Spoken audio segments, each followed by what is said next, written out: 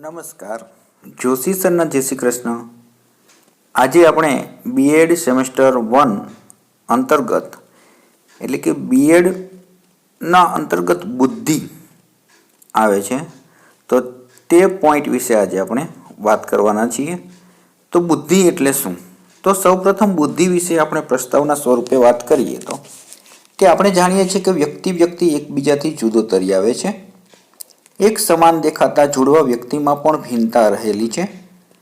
તો આ ભિન્નતા માટે કહી શકાય કે દરેક વ્યક્તિ અદ્વિતીય છે, કે પોતે પોતાની રીતે કંઈક અલગ છે, પોતે વિશિષ્ટ છે. તો એક શિક્ષક તરીકે આપણે વિદ્યાર્થીઓના સર્વાંગીણ વિકાસ કરવા ઈચ્છતા હોય તો તેની માનસિક શક્તિનો અભ્યાસ કરવો ખૂબ જ મહત્વની બાબત છે. અધ્યતાના શિક્ષણ અને તેના ભવિષ્યના સંદર્ભમાં તેની માનસિક શક્તિ જાણવી હોય, તેનું માપન કરવું હોય તે ખૂબ જ અનિવાર્ય છે. અને માનસિક શક્તિ એટલે બુદ્ધિ.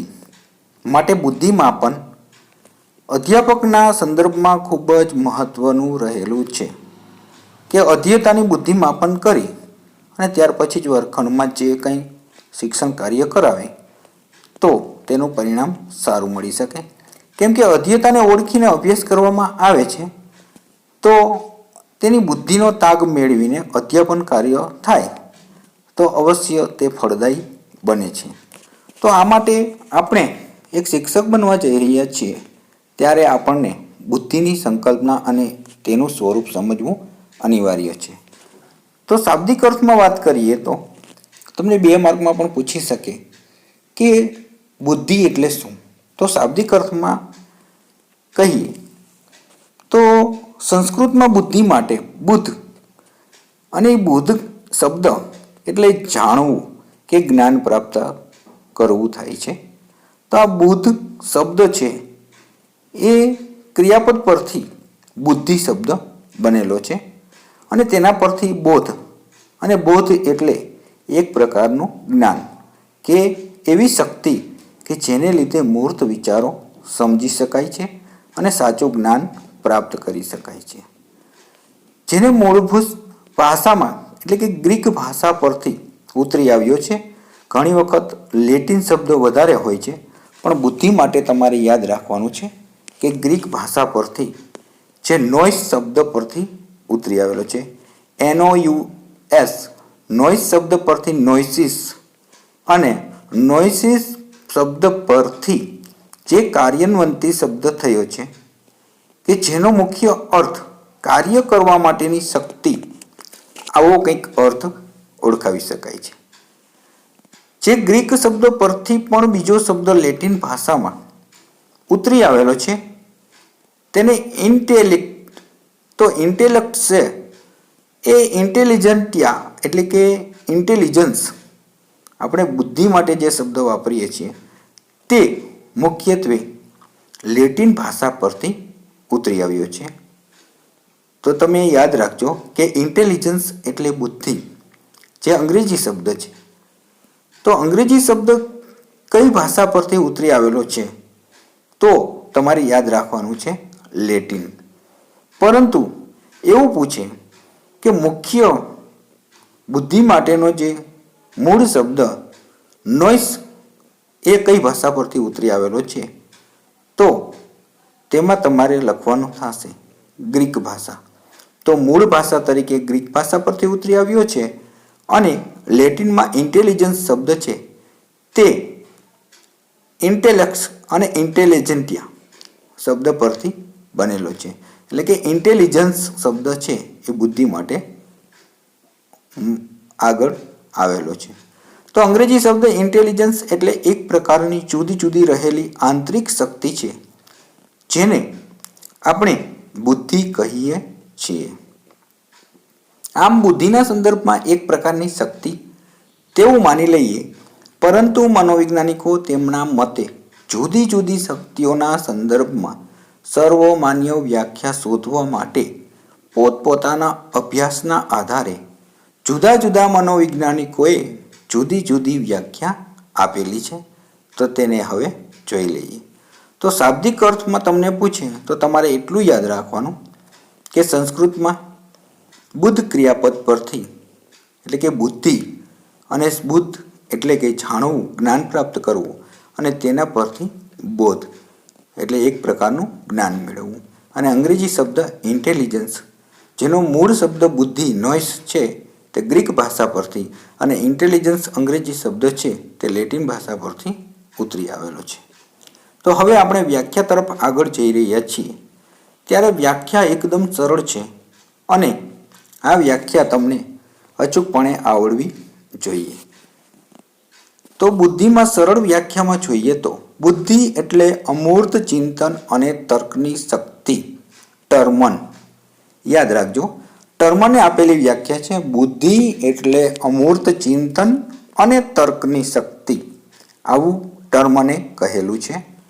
બીજી વ્યાખ્યા જોઈએ તો વર્તમાન અને ભવિષ્યની સમસ્યાઓના ઉકેલમાં પોતાના અનુભવોને કામે લગાડવાની શક્તિ એટલે બુદ્ધિ. ગોડાર્ડ, તો ગોડાર્ડે એવું કહેલું છે કે વર્તમાન અને ભવિષ્યની સમસ્યાઓના ઉકેલમાં પોતાના અનુભવોને કામે લગાડવાની શક્તિ એટલે બુદ્ધિ. ત્યાર પછી રોજ નામના મનોવૈજ્ઞાનિકે એવું કહેલું છે કે બુદ્ધિ એટલે કોઈ પણ નવીન પરિસ્થિતિનો સમાનતાપૂર્વક સ્વીકાર. બુદ્ધિ એટલે કોઈ પણ નવીન પરિસ્થિતિનો સમાનતાપૂર્વક સ્વીકાર. રોજ. ત્યાર પછી બુદ્ધિ એટલે વિભિન્ન ઘટકો સંયોજિત કરવાની ક્ષમતા. ઇનહોસ. ઇનહોસ નામના મનોવૈજ્ઞાનિકની વ્યાખ્યા એકદમ સરળ છે કે બુદ્ધિ એટલે વિભિન્ન ઘટકો સંયોજિત કરવાની ક્ષમતા. ત્યાર પછી બુદ્ધિ એટલે યોગ્ય વિચાર, યોગ્ય નિર્ણય અને સ્વવિવેચન કરવાની શક્તિ. બીને. સાયમન અને બીને જે મુખ્યત્વે બુદ્ધિના પ્રણેતા કહી શકાય, તો બીનેની વ્યાખ્યા છે કે બુદ્ધિ એટલે યોગ્ય વિચાર, યોગ્ય નિર્ણય અને સ્વવિવેચન કરવાની શક્તિ. ત્યાર પછી એકદમ સરળ વ્યાખ્યા છે બંકિંગહામ. શીખવાની શક્તિ એ જ બુદ્ધિ. બંકિંગહામે કહેલું છે શીખવાની શક્તિ એ જ બુદ્ધિ. ત્યાર પછી સ્ટર્ને આપેલી વ્યાખ્યા છે કે જીવનની નવી જરૂરિયાતો અને સમસ્યાઓના સંદર્ભમાં પરિસ્થિતિ સાથેનું સામાન્ય અનુકૂલન એટલે બુદ્ધિ. જીવનની નવી જરૂરિયાતો અને સમસ્યાઓના સંદર્ભમાં પરિસ્થિતિ સાથેનું સામાન્ય અનુકૂલન એટલે બુદ્ધિ.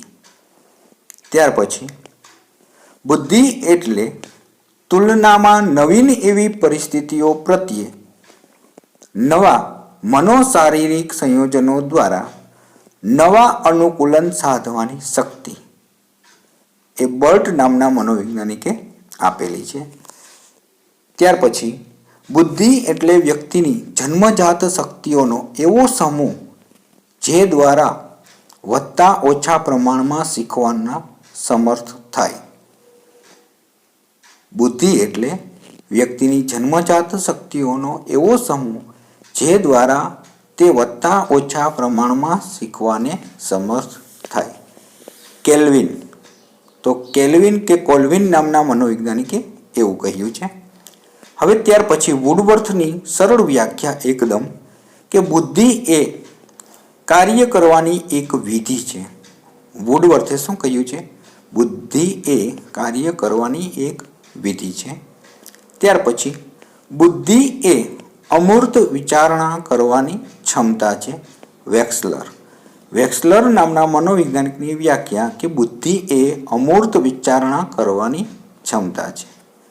ત્યાર પછી મેકડુગલ, તો મેકડુગલે કહ્યું છે કે બુદ્ધિ એટલે પૂર્વાનુભવો પ્રકાશમાં સહજ વૃત્તિજન્ય વલણોમાં સુધારો કરવાની શક્તિ.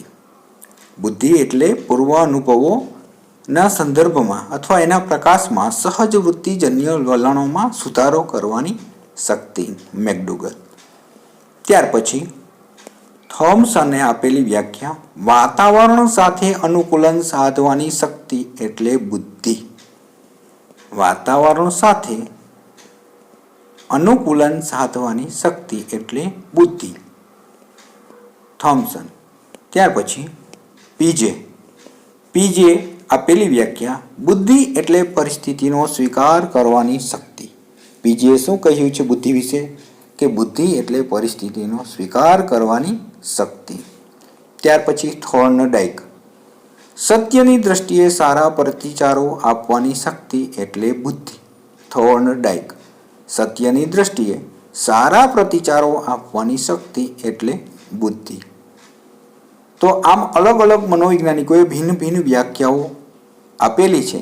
તેમાંથી તમને 4 થી 5 વ્યાખ્યાઓ તો બાકી હોવી જ જોઈએ, જે તમને ટેટ ટાટમાં અથવા તમારા બીએડ સેમ 1માં પણ આ એકમ અંતર્ગત ઉપયોગી થશે. હવે આ પરથી આપણે બુદ્ધિની વ્યાખ્યાઓ પરથી લાક્ષણિકતાઓ અથવા એનું સ્વરૂપ કેવું હોય તો કહી શકાય કે તમે સમજી શકો. તો લાક્ષણિકતાઓ વ્યાખ્યા પરથી તમે જાણી શકો કે બુદ્ધિ એ પ્રત્યક્ષ રીતે માપી શકાતી નથી. બુદ્ધિ એટલે અમૂર્ત ચિંતન. બુદ્ધિ એટલે જન્મજાત શક્તિઓનો સમૂહ. બુદ્ધિ એટલે જટિલ પરિસ્થિતિમાં સરળ બનાવવાની કળા. બુદ્ધિ એટલે અનુકૂલન સાધવાની ક્ષમતા. બુદ્ધિ એટલે નાત જાત ધર્મ વગેરેથી પર. બુદ્ધિ એટલે મૌલિક સર્જન શક્તિ. બુદ્ધિ એટલે કુદરતી વિસ્તારપૂર્વકની શક્તિ. બુદ્ધિ એટલે આત્મવિવેચનની શક્તિ. બુદ્ધિ એટલે અમૂર્તને ગહન સંદર્ભે સમજવાની શક્તિ. બુદ્ધિ એટલે શીખવાની શક્તિ. બુદ્ધિ એટલે નવીન સમસ્યાઓ સાથે અનુકૂલન સાધવાની શક્તિ. બુદ્ધિ એટલે અનુભવજન્ય આંતરિક શક્તિ. બુદ્ધિ એટલે ઉંમર, પરિસ્થિતિ વગેરે જેવી બાબતોથી અસરકારક અને પર એવી શક્તિ. બુદ્ધિ એટલે શીખવાની સાથે ગ્રહણ કરવાની શક્તિ. આમ ઉપરોક્ત લાક્ષણિકતાના આધારે કહી શકાય કે બુદ્ધિનો વિકાસ ક્રમિક થતો હોય છે. તેમાં ઘણી બધી શક્તિઓનો વિકાસ જોડાયેલો છે. બુદ્ધિ સમાજની દરેક વ્યક્તિમાં ભિન્ન ભિન્ન જોવા મળે છે. તેથી બુદ્ધિ મનુષ્યને જટિલ પરિસ્થિતિમાં પોતાની શક્તિ મુજબના ઉકેલો મેળવવાની શક્તિ છે. આમ બુદ્ધિ એ મનુષ્યની આનુવંશિકતા અને જન્મજાત લાક્ષણિકતા છે. તેથી કહી શકાય કે વારસો અને વાતાવરણ બંને આ શક્તિને અસર કરે છે. બુદ્ધિ અંગે સંશોધનો પણ થયા છે, જેમાં જાણવા મળ્યું છે કે સ્ત્રી અને પુરુષમાં બુદ્ધિનો તફાવત સંયોગિક રહેલો હોય છે. બુદ્ધિ એ એવું માનવામાં આવતું હતું કે બુદ્ધિ આજીવન હોય છે, પરંતુ આ માન્યતા ખંડિત કરતા મનોવૈજ્ઞાનિકો જણાવે છે કે શૈશવકાળ દરમિયાન બુદ્ધિનો વિકાસ ઝડપી હોય છે અને તરુણાવસ્થા સુધી સીમિત હોય છે. બુદ્ધિના સંદર્ભમાં વ્યક્તિગત તફાવતો વિશાળ ફલકની અનુભવની સંદર્ભમાં તેને જાણી શકાય છે, જેમાં બુદ્ધિ કસોટી દ્વારા જાણવા મળ્યું કે મનુષ્યને તેની ઉંમર, વાતાવરણ, વારસો વગેરે જેવા પરિબળો બુદ્ધિઆંકને અસર કરે છે. આમ બુદ્ધિ એટલે વ્યક્તિનો જન્મજાત અને એવી શક્તિઓનો સમૂહ છે જે સારું નરસું, સત્ય અસત્ય, નૈતિક અનૈતિક વગેરે જેવા કાર્યોની તુલના કરવાની શક્તિનો સમૂહ છે. તે બુદ્ધિ શક્તિ દર્શાવે છે.